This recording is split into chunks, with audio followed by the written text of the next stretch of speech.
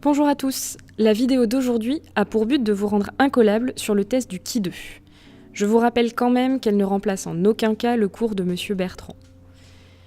Le test du qui 2, qu'est-ce que c'est ? C'est un test statistique qui a pour objectif de déterminer s'il existe un lien entre deux variables qualitatives, souvent dans le cadre d'études épidémiologiques. Pas de panique, on explique tout ça ensemble. On va commencer par un petit rappel. Des variables peuvent être quantitatives ou mesurables, c'est la même chose, si elles sont décrites par des nombres.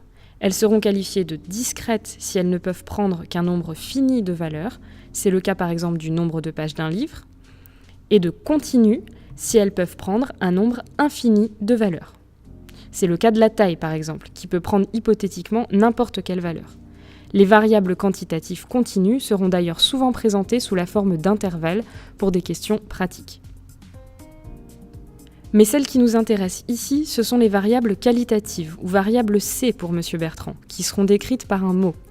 Elles seront nominales si elles ne peuvent pas être classées, si l'on parle de la couleur préférée des gens par exemple. On aura rouge, jaune, bleu, vert, sans ordre. Et ordinales si elles peuvent être classées. Ce sera le cas d'appréciation, comme assez bien, bien, très bien. C'est ce type de variable que l'on va étudier en faisant un test du qui 2. Par exemple, la variable fumeur-non-fumeur, qui sera qualitative nominale, la variable gravité de la maladie, qualitative ordinale, ou la variable malade sain, qualitative nominale. Dans le domaine de la santé, ce sont bien souvent ces variables-là qui vont nous intéresser. On va chercher à savoir s'il existe un lien entre l'apparition d'une maladie, au hasard le cancer du poumon, et l'exposition à un facteur de risque, au hasard toujours la cigarette. Et c'est exactement le but d'une étude épidémiologique. Mais il y a plusieurs façons de procéder pour étudier ce lien. Si vous décidez de prendre un échantillon de 300 personnes, au hasard, dans la population générale, puis de compter le nombre de fumeurs et de non-fumeurs, ainsi que le nombre de malades et de non-malades dans cet échantillon, vous réalisez une étude de type échantillon représentatif. Si vous décidez de prendre 150 fumeurs et 150 non-fumeurs, puis de regarder qui est atteint d'un cancer dans chaque catégorie, vous avez décidé du nombre de personnes exposées aux facteurs de risque et du nombre de personnes non exposées dans le cadre de votre étude. Ce sera donc suspense insoutenable, une étude exposée, non exposée. Si vous décidez de prendre 150 personnes atteintes d'un cancer du poumon et 150 personnes saines, puis de regarder qui fume dans chaque catégorie, vous avez décidé du nombre de cas de maladies qui seront dans votre étude. Ce sera alors une étude cas témoin. Tout le monde suit ? Si on résume, le test du qui 2 s'intéresse à la mise en évidence d'un lien entre deux variables qualitatives, ordinales ou nominales, souvent dans le cadre d'études épidémiologiques, qu'elles soient de type échantillon représentatif, cas témoin ou exposé non exposé. Bon, maintenant que vous avez vos deux variables qualitatives, comment allez-vous faire pour déterminer s'il existe un lien entre elles ? Comme dans tous les tests statistiques, vous allez commencer par partir du principe qu'il n'y a aucun lien entre les deux. C'est ce que l'on appelle l'hypothèse nulle ou H0, que vous pourrez rejeter ou non à l'issue du test. Attention, autant vous le dire tout de suite, même si on vous le répétera. 1. Ne pas pouvoir rejeter H0 ne veut pas dire pour autant qu'H0 est vrai. Tout ce que vous pouvez faire, c'est ne pas conclure. Et 2. Vous ne pourrez jamais démontrer un lien de cause à effet avec un test du qui 2. Pour ça, il faut une étude expérimentale qui implique randomisation et double aveugle, deux notions qui vous seront expliquées plus tard dans le cours sur les essais cliniques.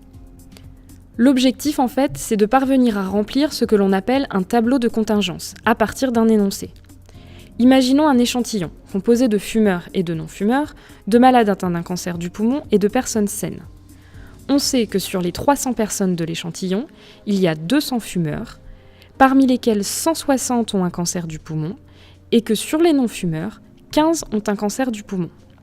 Pour finir, on effectue de simples additions et soustractions afin de remplir les cases manquantes. Et voilà notre tableau de contingence terminé. Et ce tableau, il va servir à quoi ? À calculer les effectifs théoriques de chaque case, c'est-à-dire les effectifs qui devraient apparaître si H0 était vrai. Pour l'instant, on suppose toujours que l'écart entre les effectifs observés et les effectifs théoriques ne vient que des fluctuations d'échantillonnage ou du hasard, et pas du fait que les variables influent l'une sur l'autre. Pour cela, rien de plus simple, une formule toute bête existe. Les effectifs théoriques sont égaux au total de la ligne multiplié par le total de la colonne, le tout divisé par le total de l'échantillon. Bon alors là, vous allez me dire, la formule elle a beau être simple, elle prend du temps parce qu'il faut faire 4 fois le calcul pour remplir le tableau. Mais pas du tout, car si les effectifs théoriques sont différents des effectifs observés, les totaux, eux, ne changent pas.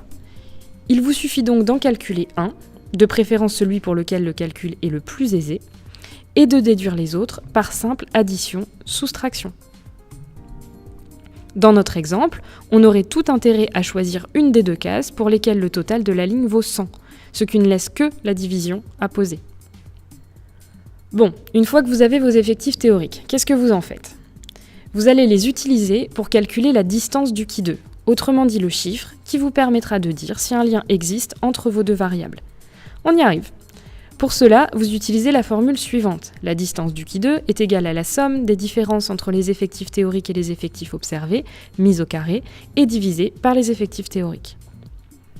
Alors là, je vous le cache pas, si vous devez vraiment le calculer, ça prend un petit peu de temps, mais ça se fait. Dans notre exemple, ça nous donne donc ça, et je vous demande de me faire confiance pour les calculs.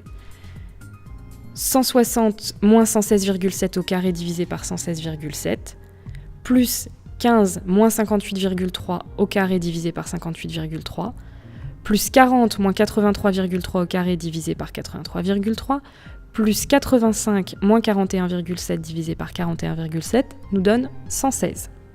Reste la grande question, comment on interprète ce chiffre ? Comme je vous l'ai dit tout à l'heure, il s'agit de la distance au qui 2, c'est-à-dire de l'écart par rapport à la valeur que l'on devrait trouver si H0 était vrai. Pour savoir ce qu'il signifie, il faut aller lire le résultat dans la table du qui 2, qui vous sera toujours fournie. Le nombre de degrés de liberté correspond au nombre de lignes moins 1 multiplié par le nombre de colonnes moins 1. Dans un tableau à 4 cases, il vaudra donc 1. Quant au risque alpha, il est déterminé avant de débuter le test et vaut généralement 5%.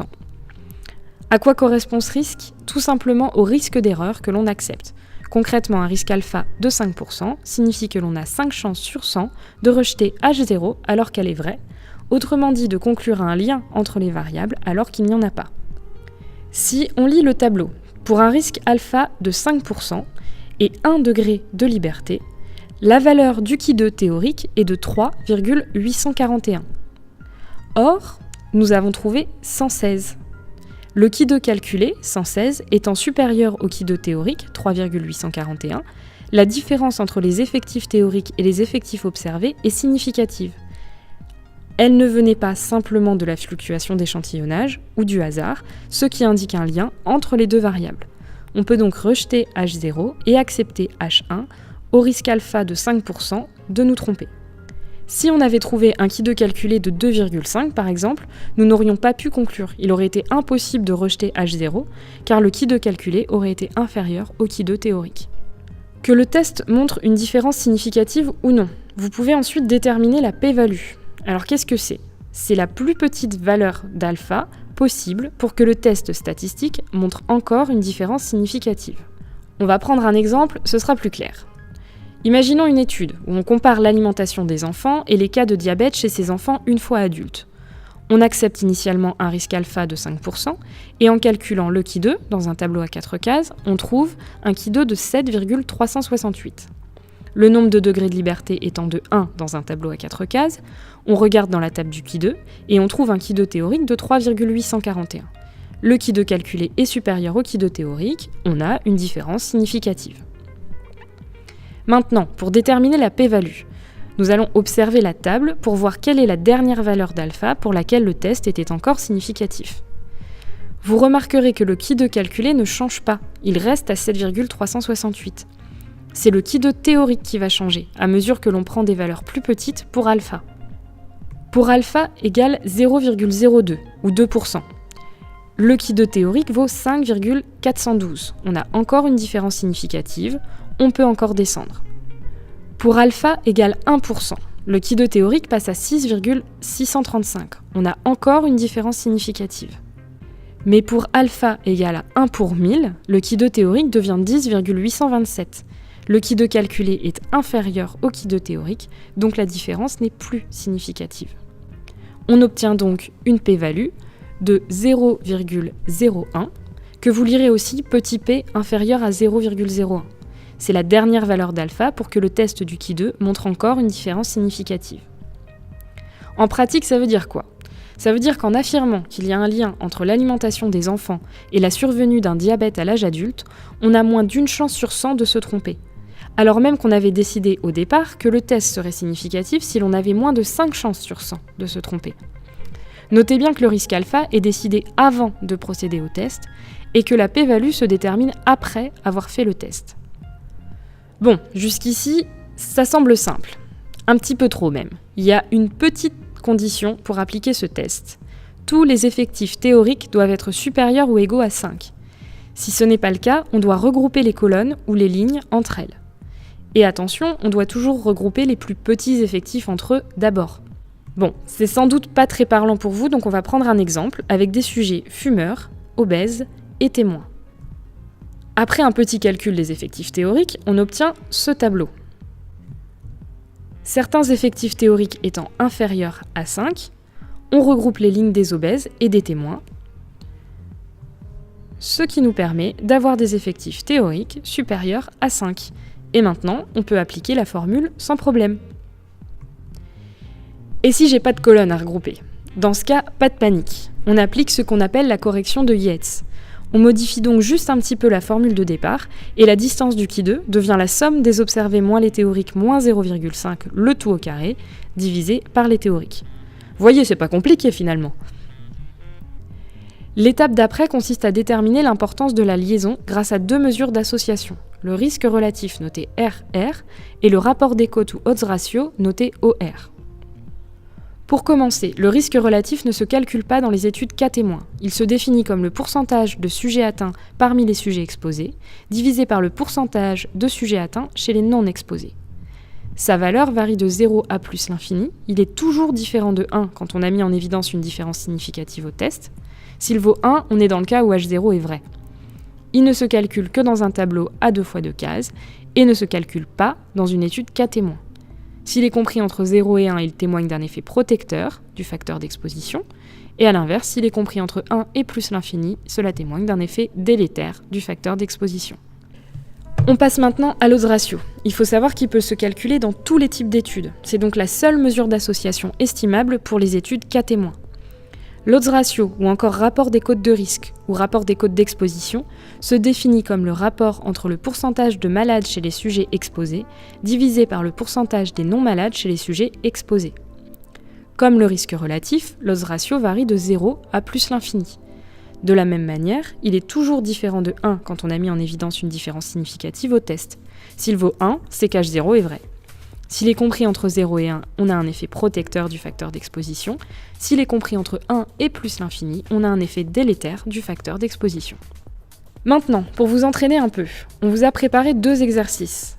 Mettez la vidéo en pause sur l'énoncé, résolvez l'exercice par vous-même et vérifiez ensuite vos réponses dans la suite de la vidéo.